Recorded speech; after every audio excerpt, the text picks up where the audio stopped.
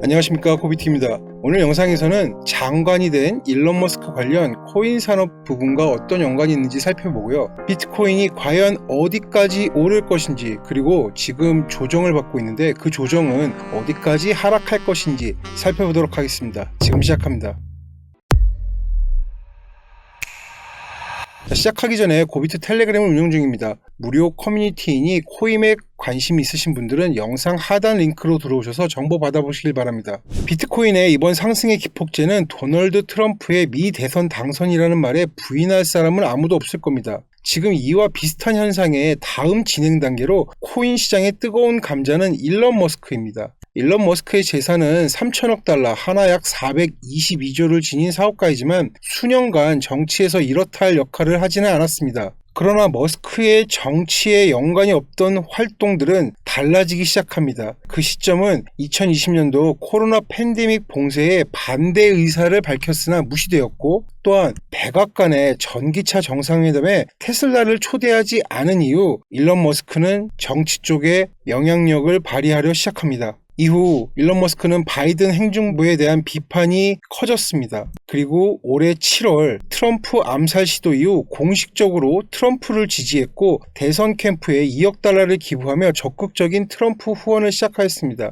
테슬라는 잘 알아도 일론 머스크에 대해 일반적으로 모르시는 사실들이 있습니다. 일론 머스크는 71년생으로 올해 나이 53세 돼지띠입니다. 거기에 미국 태생이 아닌 남아프리카 공화국 태생입니다. 이후 캐나다로 이주해서 미국 펜실베니아 대학 와튼스쿨, 스탠포드 대학 박사 과정을 등록한 후 자퇴를 하였습니다. 지금 현재 그의 국적은 남아프리카 공화국, 캐나다, 미국 3개의 국적을 가지고 있습니다. 자녀도 11명이나 있죠. 일론 머스크의 이 남아프리카 출신 사유는 일론 머스크가 미국 대통령이 될 수 없는 이유입니다. 이런 여러 배경적인 이유로 트럼프를 강력하게 지지한 이후 트럼프 당선이 확정되고 일론 머스크는 비용 절감에 대한 아이디어를 내놓았습니다. 그리고 이틀 전 그 아이디어 때문일까요? 일론 머스크가 트럼프 새 정부 출범으로 받은 공식 지위는 Department of Government Efficiency, 줄여서 도지입니다. 이 미국의 공식적 신규 사업부 도지는 정부의 공식적인 역할을 맡지 않지만 외부에서의 조언과 지침을 제공한다, 이렇게 발표를 하였습니다.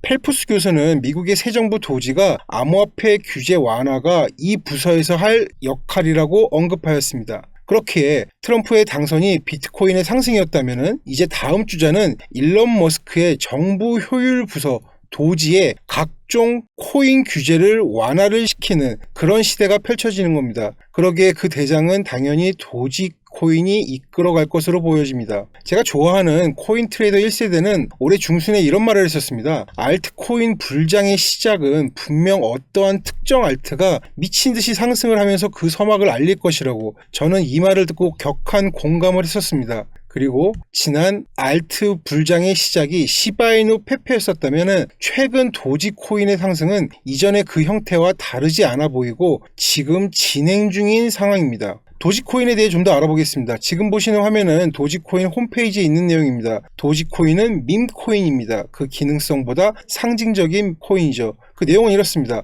전 세계 시바견들이 선호하는 오픈소스 P2P 디지털 통화입니다. 사람들을 웃게 만드는 우발적 암호화폐 운동. 네, 좀 재밌죠? 자, 우리가 주목해야 하는 점은 이 밈코인 홈페이지의 이 부분. 1 도지코인 1달러. 그보다 더 와우. 이 내용입니다. 지금 보시는 영상은 일론 머스크의 우주 산업인 스페이스X의 로켓 발사 후 그 발사체를 바다에 떨어지게 하니 바이든 정부 때 상어의 피해를 조사해서 보고해라. 그리고 고래 피해도 예상이 된다는 어이없는 규제에 반발해 그럼 내가 직접 이렇게 수거할게 하면서 만든 발사체 수거 영상입니다. 이런 바이든 정부의 규제에 진절머리가 난 천재 사업가 일론 머스크가 트럼프를 등에 업고 추진하는 도지 사업부, 도지코인의 1달러 도달은 현실이 될 가능성이 높아 보입니다. 도지코인 차트 주봉 차트입니다. 자, 오늘자 기준 고점은 0.43달러이고 현재 0.38달러를 기준으로 횡보 중인 상황입니다. 미 대선 전 가격은 0.14달러였습니다. 좀 더 디테일하게 30분 봉 차트에서 보면 이렇습니다.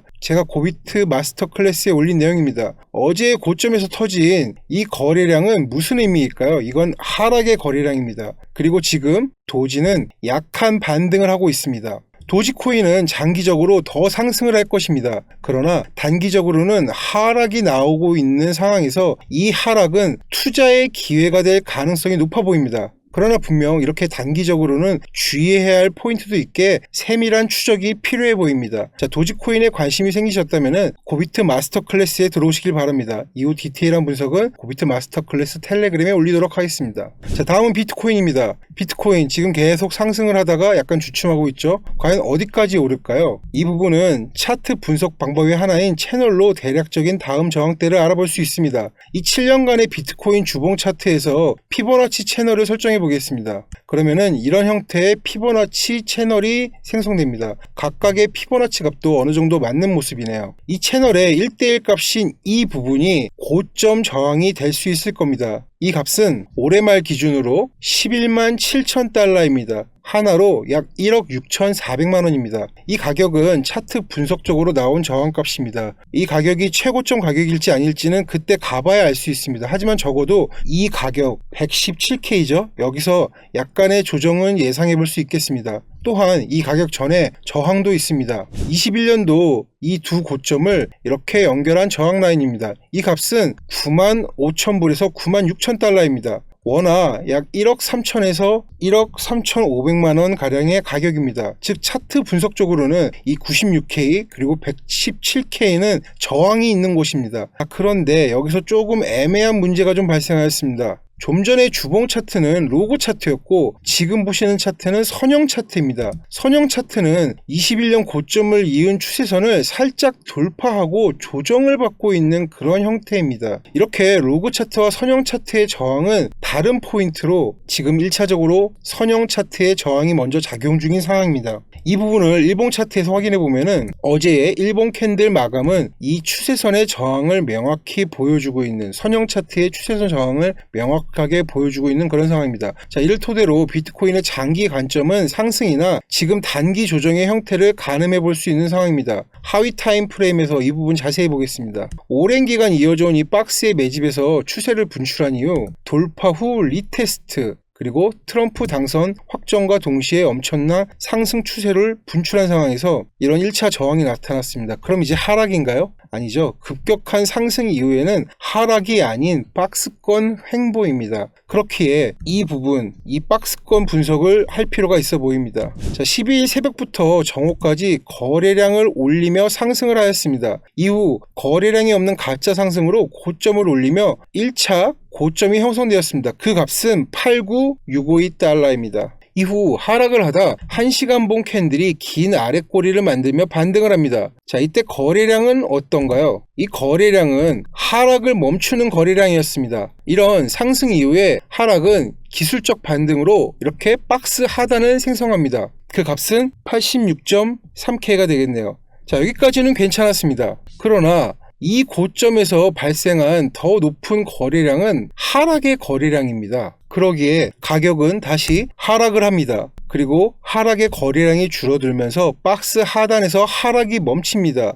이후 약한 반등에서 다시 한번 거래량을 터뜨리며 상승합니다. 그리고 그 고점을 찍습니다. 여기까지는 나쁘지 않았습니다. 괜찮았습니다. 그러나 이 대등한 크기의 아주 높은 거래량이 터지며 다시 상승분을 전부 되돌리는 하락이 나옵니다. 그리고 어제 오후 저는 텔레그램에 이렇게 올렸습니다. 이는 제 추측의 리테스트이고 다시 한번 상승할 것이라고 말이죠. 이렇게 말이죠. 근데 그 근거는 이랬습니다. 거래량 분석과 와이코프 분석법에서 지금의 이 변동폭이 커지는 상황은 다시 한번 이런 아래쪽에 큰 거래량 수급으로 상승할 가능성이 높았다는 판단이 지배적이었습니다. 거기에 앞서 언급한 로그 채널과 선형 채널의 저항 중 저는 로그 채널의 저항을 더 높은 확률로 보고 있습니다. 그러나 문제는 어제 저녁 PPI 발표 이후 터진 하락의 높은 거래량입니다. 자, 그러면은 거래량 분석적으로 어떻게 된 상황인 건가요? 86에서 이 89K 박스권에서의 두 고점에서 터진 높은 거래량은 다시 한번 강력한 하락의 거래량이 되는 겁니다. 또한 박스권 이론으로도 박스권 상단 탈출을 실패하여 박스권 안으로 다시 들어오면 그 목적지는 바로 반등할 수는 없는 박스권의 하단으로 일단 향하게 됩니다. 자, 거기에 와이코프 원인과 결과의 법칙으로 이 상승의 거절은 박스 하단을 벗어나 같은 크기로 이렇게 내려갈 가능성이 높습니다. 그리고 그 하락의 최대값은 82,740달러, 82.7K가 되는 겁니다. 자, 결론입니다. 비트코인은 큰 상승 이후 93.4K라는 충분히 고점의 가능성이 높은 포인트를 찍고 지금 하락 중인 상황입니다. 단기적으로 비트코인의 1차 지지는 86.4K 박스 하단, 그리고 그 아래 82.7K의 지지대가 있습니다. 자, 이 두 곳에서 높은 거래량으로 반등이 나오고 다시 상승할 것으로 저는 보고 있습니다. 오늘 밤 이 부분 같이 체크하면서 텔레그램에 업로드 하겠습니다. 자, 이렇게 중요한 거래량 분석을 배우시고 싶으신 분들은 영상 하단 링크 거래량 분석법 전자책을 신청해 주시고 또 무료 오픈 커뮤니티인 텔레그램에 들어오셔서 비트코인의 반등 같이 확인하시죠. 링크는 모두 영상 하단에 있습니다. 자, 이상 고비트였습니다. 감사합니다.